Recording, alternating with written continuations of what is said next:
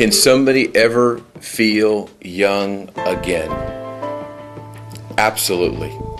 I'm thoroughly convinced. I have an 82-year-old mother that she's non-stop. I mean, you can't give her enough activity, and it's all built upon her attitude in life.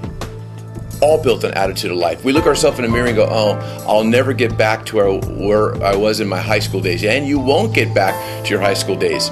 Somebody can be 60 years old man or 60-year-old woman and put a stake in the ground and say, you know what, I'm going to change this thing. Yeah, you can. Can you go back? No, you can't go back. But can you have a healthy 60, 70, 80, and 90-year-olds? I say absolutely yes. It begins with a decision. It begins with a choice. It's your choice. How do you want to live the rest of your life?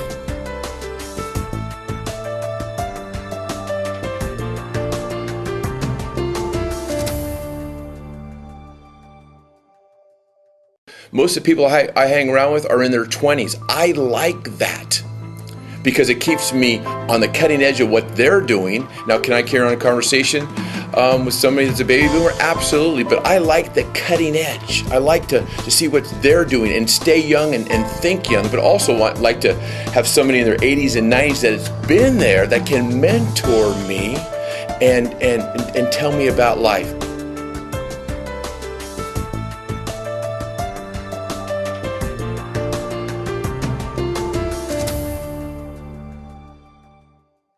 I think 0 birthdays are very interesting. We have epiphanies during these 0 birthdays.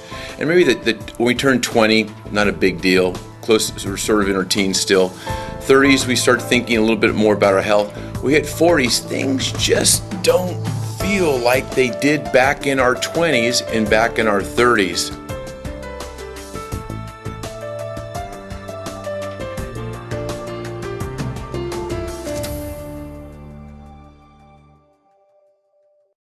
You know, it's interesting because you think about fitness, you always think about physical, being physically fit, and obviously being nutritionally fit is part of that.